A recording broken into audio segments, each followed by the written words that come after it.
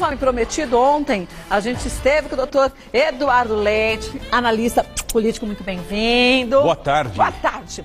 A gente esteve falando um pouco, hein, sobre a nossa política. Você sabe que a partir do dia 1º de julho, a gente não pode mais falar de política na televisão. Tô triste. Então, eu tô triste, mas eu tô contente. Eu vou te explicar por que eu tô contente. Porque quando a gente fala em política, a gente fala é um assunto chato. A população não quer... Como funciona o Brasil? Política. Isso não é verdade. O que eu tive de recados no Twitter que me mandaram, dizendo que adoraram a sua participação aqui no Mulheres, para a gente falar sobre isso, principalmente nesse momento, que é um momento crucial, para a gente conseguir entender de verdade o que acontece no nosso país, não está escrito. Então isso prova que a população quer informação. Mas foi o que eu disse ontem, eu acho que esse ano é um ano atípico, é a oportunidade que nós temos de fazer a inserção daqueles que, obviamente, às vezes não têm condição e é excluído do mundo político. Esse ano é um ano oportuno para isso, para que nós possamos fazer a inclusão na questão política, discutir, repensar, fazer uma reengenharia no país. O Brasil precisa passar por esse momento. E precisava passar por o que passou o ano passado. E esse ano aqui é um ano que realmente nós temos a oportunidade de mudar o jogo, ou seja, de virar o jogo de verdade, né? Então eu acho que é importante que as pessoas possam efetivamente discutir a questão política. A gente vai até começar, gente, resumindo um pouco o que foi dito ontem com o caso Petrobras. A gente vai passar mais uma vez aquele resuminho no nosso off, para você se inteirar direitinho, mas de uma forma simples, para todo mundo entender do que a gente está falando. Vamos lá.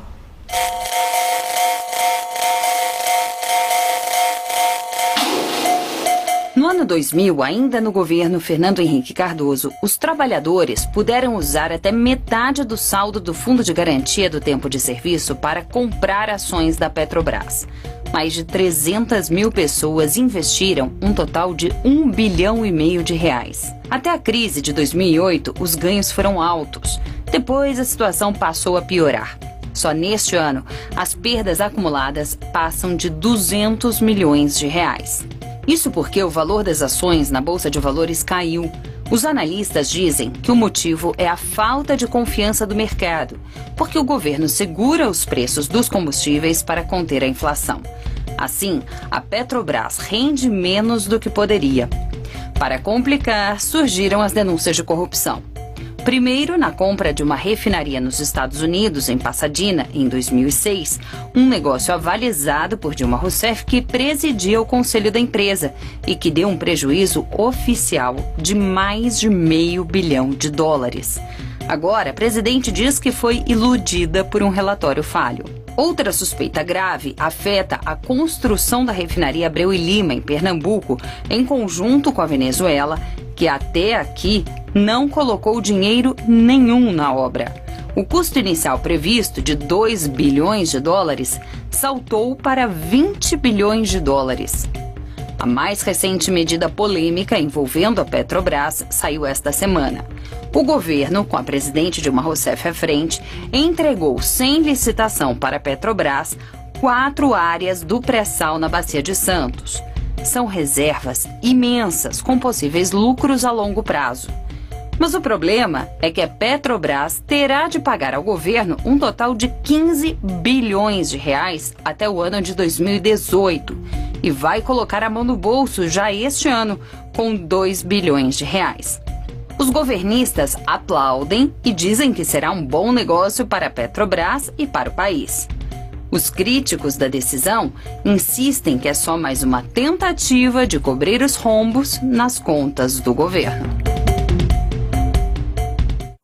Olha, resumidamente, há uns anos atrás, você lembra das propagandas que foram feitas incentivando as pessoas a investirem seu dinheiro nas ações da Petrobras. A gente ouviu bem aqui na matéria, mais de 300 mil pessoas, 300 mil brasileiros investiram suas economias nas ações da Petrobras. Foi uma grande ilusão para essas pessoas todas, porque a gente mostrou ontem o gráfico, essas ações caíram absurdamente. Pessoas, gente, simples muitas vezes. Por quê?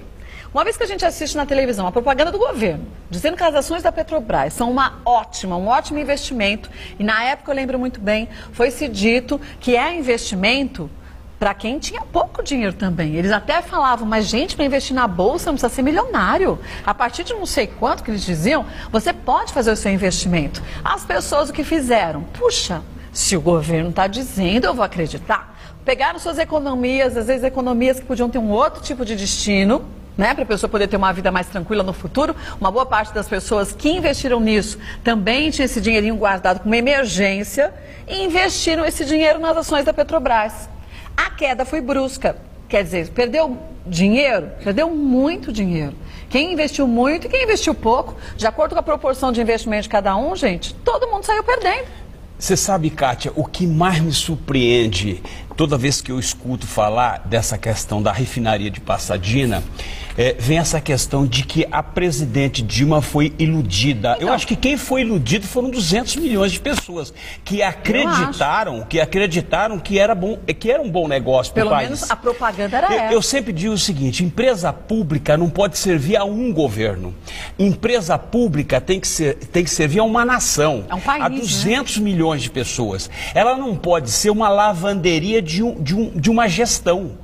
E o que nós percebemos é exatamente isso. A Petrobras não passa de uma lavanderia para poder escoar dinheiro para corrupção, dinheiro para eleição, dinheiro para ir para a Suíça, porque todo mundo diz que vai para o ladrão mesmo, vai para o ladrão. Literalmente para o ladrão, para o político ladrão que tem conta lá fora e que leva o dinheiro. Então, se você for pensar, é inconcebível que o Brasil tenha, que a Petrobras tenha pago 1,5 bilhão numa refinaria de Pasadena, que eu já disse que na verdade é um pesadelo, né? Sendo que essa empresa foi comprada por 42 milhões alguns meses atrás. Mas antigamente a Petrobras era um orgulho nacional. Todo mundo fala Petrobras, gente, a Petrobras é algo firme, sólido. Não é verdade? E mais ainda, Kátia, você falou realmente 200 mil pessoas acreditaram. 300 mil.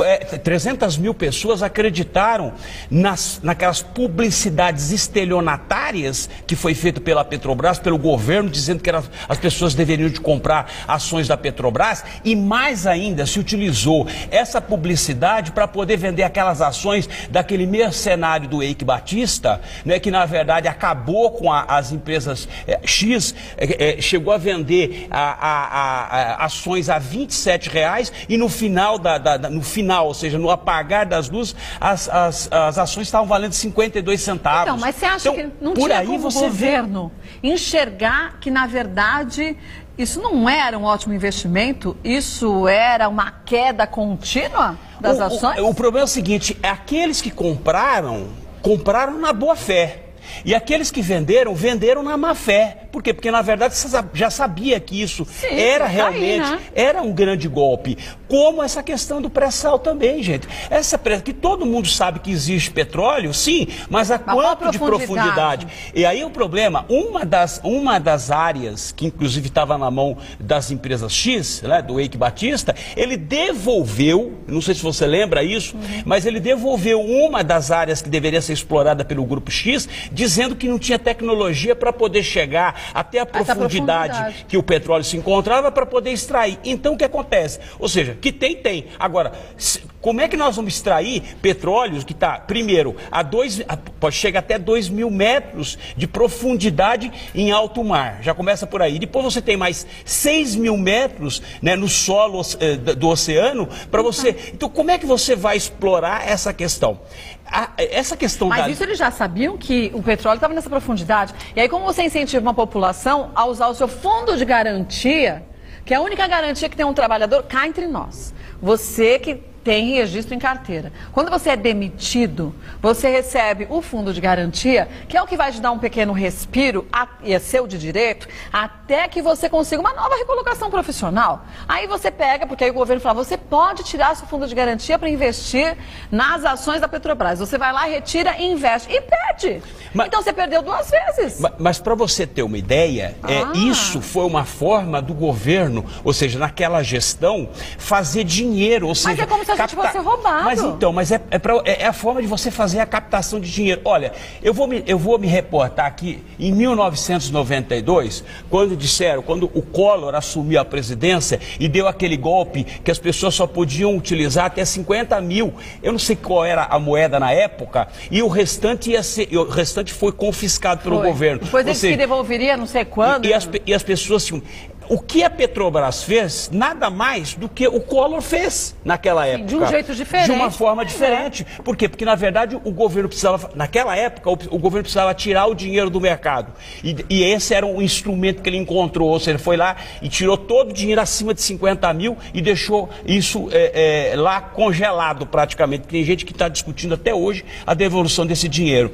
E o que a Petrobras fez foi exatamente isso. Ou seja, vamos lançar uma campanha para que as pessoas, em função até do crescimento econômico do país, do Brasil, né, vamos lançar essa campanha, vamos fazer com que outras empresas, como de fato, porque a enganação não foi só a nível interno, não. A enganação foi a nível externo também, ou seja, muitas empresas vieram acreditando nessa situação. E vou falar para você... deu um boom imobiliário. E vou dizer para você, ontem eu cheguei a mencionar que essa questão da liberação dessas 4 áreas sem licitação para a Petrobras, né, para ela começar a explorar, o governo vendeu para a Petrobras a um valor de 15 bilhões, eu dei ontem uma resposta, que foi a resposta do governo, ou seja, do Tesouro se capitalizar, cobrir o cheque especial que tá estourado. E o governo começa a receber agora. E o outro ponto, porque na verdade eles se equipararam a essa transferência desses 4 campos de petróleo para ser explorado pela Petrobras, baseando na licitação que foi feita no Campo Libra, né, que foi um boom naquela oportunidade, foi um boom, foi vendida por muito dinheiro. Só que o que acontece?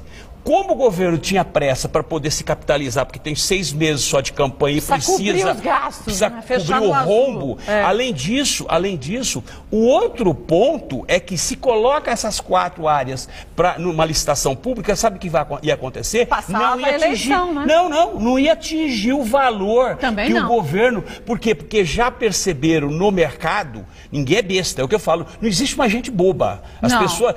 O governo acha que as pessoas... Quem é iludido, às vezes, também quer tirar vantagem. Então, o outro ponto, Kátia, por que não foi feita licitação? Porque esses campos de petróleo não alcançaria o valor pretendido pelo governo. E outra coisa, numa licitação... única razão. Sabe por que a única razão? Porque, na verdade, o risco é grande para poder extração. Não tem certeza como vai tirar. Exatamente. E a única pessoa, e a única empresa que pode correr esse risco é a Petrobras. Então, agora ele pergunta uma coisa, mesmo que tivesse licitação, ok, não chegaria a esse valor, mas também uma licitação leva meses para se fazer, para se chegar a uma conclusão. Ela não passaria da época eleitoral, consequentemente, terminaria o ano e o governo ficaria no vermelho? Com certeza. Teve uma São frase... São 2 bis que eles vão receber agora? Tem uma frase da Graça Foster, porque ela, na verdade, aprovou e disse que foi um grande negócio para a Petrobras assumir essas 4 áreas de exploração de petróleo, porque, na verdade, as reservas de petróleo vão aumentar muito até 2027, aquela coisa toda. Só que ela colocou ela tem uma frase dela que me chamou muito a atenção, inclusive no jornal, que ela diz o seguinte, que o risco era menor. Parece que é subentendido, ou seja, o risco da Petrobras explorar esses campos de petróleo era menor. Então existe risco. Mas tudo tem risco, né? Mas eu tô falando, se existe risco, o que acontece? Se você coloca essa licitação no mercado, o mercado não pagaria aquilo que o governo federal precisa. Né, ou precisa naquele momento. Então, não ia ser o mesmo sucesso da Libra. Você pode estar certo disso, que esse era o outro ponto. Né? Por que o governo, na verdade, transferiu para a Petrobras sem licitação? Né? Então, agora, o que acontece? Já tivemos um rombo. Esse vai ser mais um rombo. Não, esse vai ser um rombo gigante. Só que esse rombo, ele vai passar por algumas gestões. Porque começa a receber agora, mas vai até... O Tesouro recebe 2 bilhões imediatamente agora, para o próximo ano, para cobrir o seu cheque especial. Para o próximo ano, em 2015, recebe mais 2 bilhões. Tá. Depois, em 2016, recebe 3 bilhões. E 2017 e 2018, recebe 4 bilhões e mais 4 bilhões. Se completa os 15 bilhões. Só que tem um detalhe, a Petrobras vai começar a produzir petróleo, vai começar a extrair petróleo só a partir de 2021. Tá longe, sendo que os pontos, o pico de produção máxima será em 2026 e 2027. Isso quer dizer que até lá, qual a situação política nesse país? Bom, a situação financeira desse país? Eles vão ter que encontrar outros subterfúgios, vão ter que encontrar outras ferramentas para poder buscar mais dinheiro, porque até então já tem o dinheiro que vai entrar pela Petrobras. Então, pera um pouquinho que eu já volto. É como se a gente terminasse o nosso dinheiro do mês no dia 15, ainda faltam mais 15 dias para a gente fechar o mês, você já usou o limite do seu cartão de crédito, já usou seu cheque especial, já pediu dinheiro para todo mundo que você podia.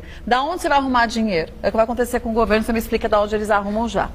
Porque a gente está falando de muitos anos, não é de pouco não.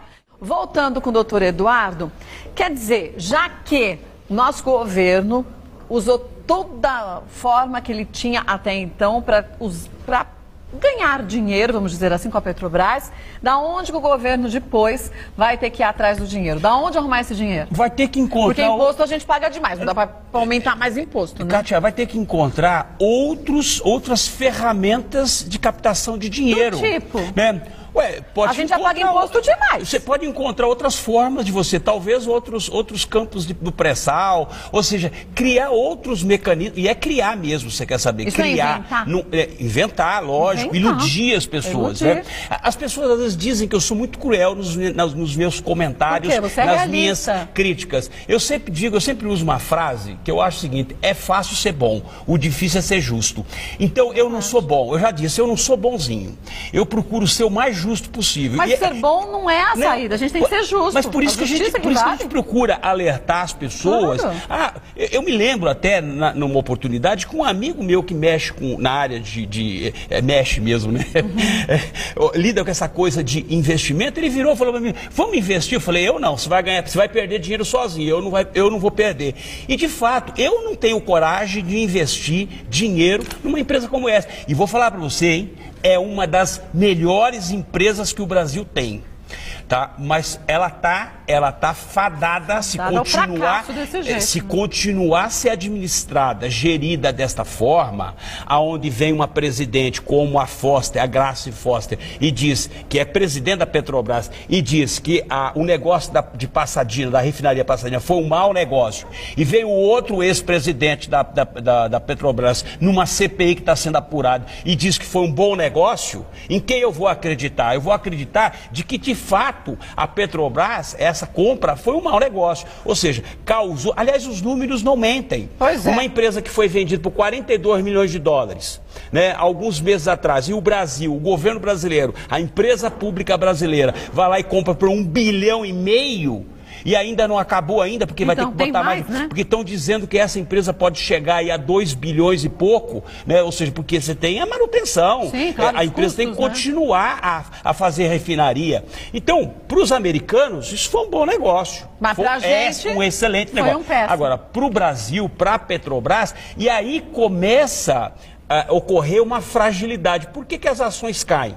As ações caem porque cada vez que uma gestão faz um mau negócio, é mal gerido, obviamente, o que acontece com as ações? As ações despencam, é óbvio. Aí vem o governo, o governo e diz o seguinte: não, é porque nós não estamos aumentando o petróleo, o valor do petróleo. Mentira, sabe por que é mentira? Você já foi no mercado? Não, R$100 não vai gastar para nada mais. Sabe por que, Kátia, é mentira? Porque, na verdade, o preço do petróleo, do barril do petróleo, ele está no mercado internacional. Ele é cotado em dólar. E os países não têm essa variação tão grande, né? Ou seja, tem sim uma variação diária. Então, o que acontece? É o Brasil que faz péssimos negócios lá fora. É o Brasil, é a Petrobras que fez um péssimo negócio, que obviamente quem é que está pagando esse 1,5 bilhão que saiu e que foi para os Estados Unidos? É óbvio, é o investidor que comprou a ação por 17, 18, 19 reais e tem que vender por 16, R$2 a menos. Quer dizer, vai ter que fazer milagre, né? É óbvio.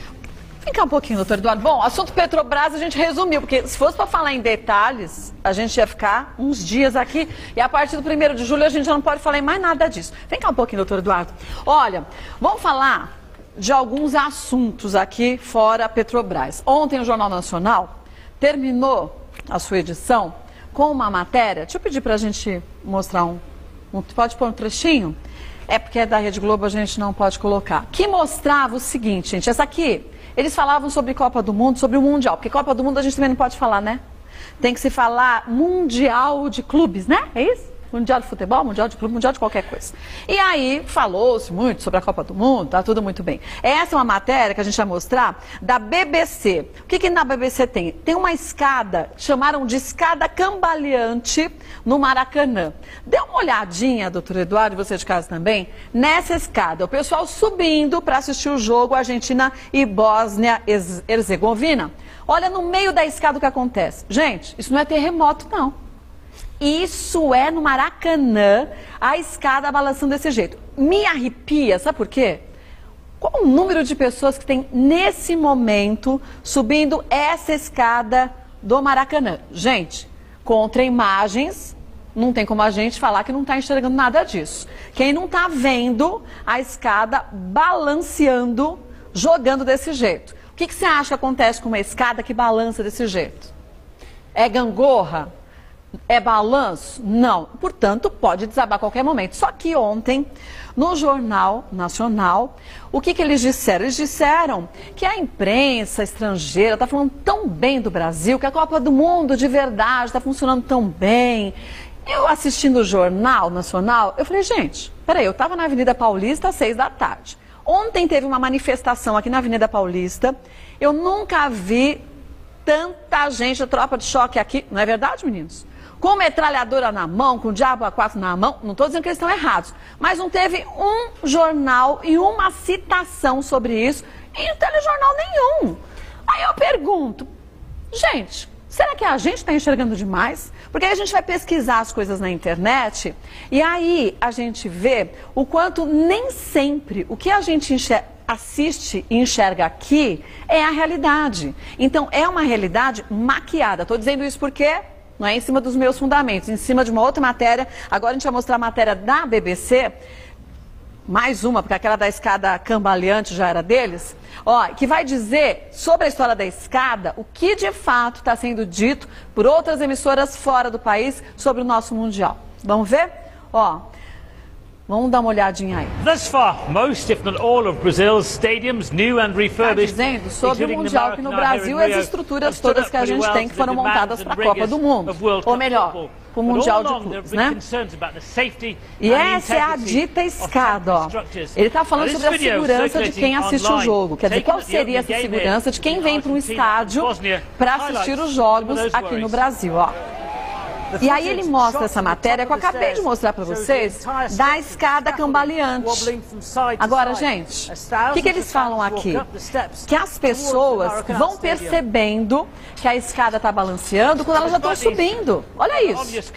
Olha a escada, gente. De fato, esse país é abençoado por Deus.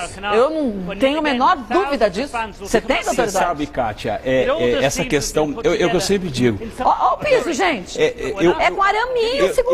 Eu diria que a Copa do Mundo, eu diria que a Copa do Mundo realizada no Brasil, ela tem mais sorte do que, na verdade, uma gestão eficiente. Deus é brasileiro mesmo, porque eu não tenho dúvida disso. Esses anjos da guarda, nós estamos dando um trabalho para eles violento. Essa questão da escada, isso que a imprensa vem falando a respeito do Mundial, que os estádios estão belíssimos, só que eles não conseguem enxergar, sabe o quê? São o que acontece nos bastidores. Não, doutor Eduardo, mas nem isso está sendo dito nos jornais do mundo todo, porque esse aqui é BBC. A BBC está enxergando, e assim como essa emissora, outras tantas, a realidade. Para a gente é passada uma realidade que não é real, quer dizer, é uma ficção. Mas isso é uma matéria que foi pega pela BBC de forma muito focada, muito específica. Só que a grande imprensa internacional, ela está elogiando em função do tratamento que os estrangeiros estão tendo, né? Ou seja, a recepção porque o brasileiro, ele sabe recepcionar. O brasileiro sabe. É o brasileiro, não o governo. Então, o brasileiro sabe. Povo. Os estádios que estão sendo feitos, porque muitas pessoas, elas vão para um campo de futebol, né, imbuída de muita inspiração, ou seja, ela quer extrapolar, ela quer, na verdade, colocar todas as mágoas, né? Ela quer estar feliz ali. Então ela não consegue enxergar. Eu tenho um ditado também que eu gosto sempre, a gente só aprende no sofrimento, porque na alegria é euforia. Então hoje as pessoas não vão enxergar o que acontece. Eu vou te passar aqui uma informação que saiu agora ontem, que quase nós tivemos uma tragédia na abertura, porque um dos atiradores de elite da Polícia Civil quase atingiu um outro policial que estava muito próximo da presidente, onde estava o Ban Ki-moon, onde estava o Blatter. Ou seja, saiu essa matéria hoje. Como ele quase atingiu? Pra você ter uma ideia, ele pediu autorização para o comandante para abater a pessoa que estava próxima. E aí foram checar... Para abater? Para abater, para matar a pessoa. É como se essa pessoa fosse matar a presidente? Porque a pessoa estaria com uma arma, ela estaria com uma arma de fogo. Aí, é policial, né? Mas sabe o que aconteceu? Chegaram à conclusão, ainda bem que não teve essa tragédia, chegaram à conclusão de que o policial que estava lá era do GAT, da Polícia Militar, por isso que nós temos um conflito entre Polícia Civil e Polícia Militar. Esse policial do GAT tinha recebido uma informação de que havia uma bomba lá e ele foi para checar, só que ninguém avisou os atiradores de elite que estavam posicionados para abater qualquer pessoa que chegasse perto. A sorte é que a pessoa que está lá no comando de crise, lá no Itaquerão, ele parou, né? Foram analisar as imagens e verificaram e reconheceram que a pessoa que estava lá era do GAT e era um policial militar. Isso eu não consigo entender, gente. Se o crime consegue ser tão organizado nesse país, tem uma coisa que é organizada, é o crime. É péssimo de se falar isso, mas é verdade. Eles são bem organizados. Eles conseguem enganar até o governo, né? Por isso eles são organizados. Agora, como que a polícia não faz uma relação e não passa para os outros, seja militar, seja que polícia que for, civil? Olha, vai ter o Zezinho ao lado da presidente Dilma, vai ter o fulaninho, aqui tá a foto de cada um, como a gente vê nos filmes. CSI, não precisa ir tão longe. E posso te falar? E se ele atira e mata a presidente? É porque aí tem essa aí, mata quem tá do lado, já vem o outro que também tá desavisado, sai matando todo mundo. Gente, você acha que pode tem protocolos, ou seja, só as pessoas que chegam ali, elas são só autorizadas, que na verdade são policiais federais, ou seja, só as pessoas autorizadas. Então isso para você ver o quanto nós estamos, é que nós não sabemos o que acontece, né? Acontece nos bastidores. Pois é. Você falou a respeito do negócio da manifestação ontem. Ontem eu saí do seu programa e fui a pé para minha casa, que eu moro aqui no Jardins, e passei ali pelo vão do MASP e tirei algumas fotos dos Robocops, porque foram, na verdade, transformados. Você sabe que o governador Alckmin gastou 260 milhões para comprar alguns caminhões que é para debelar manifestações, né? E também essas fardas. 260 milhões? 260 milhões. Caramba! E aí o que acontece? Por que na verdade, nós não somos contra o policiamento acompanhar essas manifestações? Né? O problema é que eu não consigo ver nenhum Robocop daquele lá caçando bandido. É isso que eu não vejo. Eu não consigo ver nenhum Robocop daquele lá numa cena de crime, de homicídio, sendo que o Brasil, das 30 cidades que foram relacionadas, as cidades mais violentas do mundo, um relatório que saiu recentemente da ONU, o Brasil tem 11 das 30 cidades. 11, sendo que 11% dos homicídios que ocorrem no país estão aqui no Brasil. Agora, deixa eu lhe falar uma coisa. Você sabia que nós matamos mais do que a Síria, que está em guerra? Sei. Porque a Síria matou 100 mil pessoas em 2 anos. Nós matamos 70 mil pessoas em 1 ano. Mas aí a gente assiste os telejornais e aparece lá um dado dizendo que a criminalidade no país caiu. E aí vem uma pesquisa, sabe Deus feita de que jeito e por quem, que colocam na tela dizendo São Paulo, a criminalidade caiu em não sei quanto, Rio de Janeiro caiu em não sei quanto, e a gente tende a acreditar. E aí a gente sai na rua, ou então você conhece quem? E mostrar, a Rede Globo ontem mostrou mesmo no Bom Dia Brasil, no Bom Dia São Paulo também, uma rua aqui em São Paulo, que gente, eles ficaram ali parados pouco tempo com as câmeras de segurança ativas e viram pelo menos 3 carros sendo roubados, um rapaz sendo morto na mesma rua. Aí eu te digo, se existe uma tal rua que todo mundo sabe que ali se rouba carro e que tem uma ação muito grande de ladrões e de assassinos, porque quem mata pra mim é assassino, por que você não põe uma viatura policial, lasqueira? Por que você não faz, na verdade, não estou dizendo que isso é culpa da polícia não, gente. Isso é culpa de gestão, é aquela história. Você chega numa loja, o vendedor te atende mal, a culpa não é do vendedor, é do gerente que não está de olho no vendedor. Kátia, então quem tem que estar de olho é quem é responsável por isso. Olha, só para você ver como é que as pessoas não entendem nada de crime, não entendem nada de prevenção de crime. Recentemente, agora essa semana, saiu uma notícia, o governador Alckmin se manifestou, 232 mil boletins de ocorrência foram arquivados. Olha isso. Arquivados. E aí, para justificar, veio o governador e diz o seguinte: olha, o boletim de ocorrência não é uma peça suficiente para instaurar um inquérito policial. Como não é? Então, o que é? O boletim de ocorrência é uma notícia de crime. É a vítima chegando lá e falando: eu fui vítima de um crime. Então, a partir daquela notícia crime, tem que se averiguar, né? E aí, o que você faz? Você arquiva, você engaveta, ou seja, não quer nem saber. Então, é uma autorização para a bandidagem continuar agindo. Por quê? Porque eles são organizados. Em 2014, nós vamos ter mais de 250 mil boletins de ocorrência arquivados sem investigação. Por quê? Porque ninguém tem interesse nisso. E aí você vê algumas repartes, e aí eu fico indignado, isso me incomoda profundamente. E aí as pessoas olham a gente fazendo essas manifestações, vem um e diz o seguinte: olha, você sabia que acontece isso, dá os bastidores, porque a gente acaba sendo o quê? A gente acaba recebendo informações, claro, até pela forma que nós somos. Quem deseja a mudança, né? Pessoas que querem, pessoas honestas vêm e trazem informações. Essas são pessoas que querem ver um Brasil melhor. Isso, gente, é ser patriota. Patriota não é olhar com uma lente cor-de-rosa para as coisas que acontecem. Você quer ver uma historinha bem rapidinho?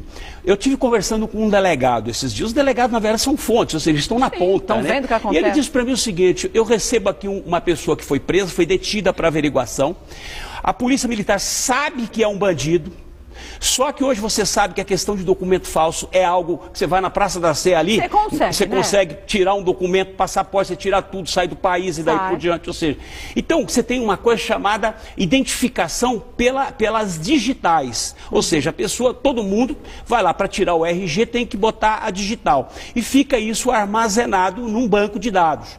Então o que acontece? Quando a pessoa chega numa delegacia de polícia... Vai tocar piano. Vai lá... Não, ela vai... Hoje é digitalizado. Põe a mãozinha. Você bota a mão num aparelho, digitaliza, como acontece entrando nos países, digitaliza as impressões e é mandada para esse banco de dados. Sabe o que acontece? Esse banco de dados não retorna a informação. Não. O delegado não pode segurar o detido. A criatura. E tem que colocar o quê? Sabendo que aquilo é um marginal, sabendo que aquilo lá tem que ir para a cadeia, o delegado é obrigado a colocar na rua. Por quê? Porque, na verdade, ele foi detido para averiguação. Mas por que não retorna a resposta? O retorna porque tem uma empresa mexicana que cuida de todo o sistema de digitalização, que ninguém sabe, mas é uma empresa mexicana. Mas por que é mexicana se nós estamos no Brasil? Aí é uma boa pergunta. Alguém deve estar sendo favorecido nessa história. Esse mexicano, dono dessa empresa, é amigo de quem?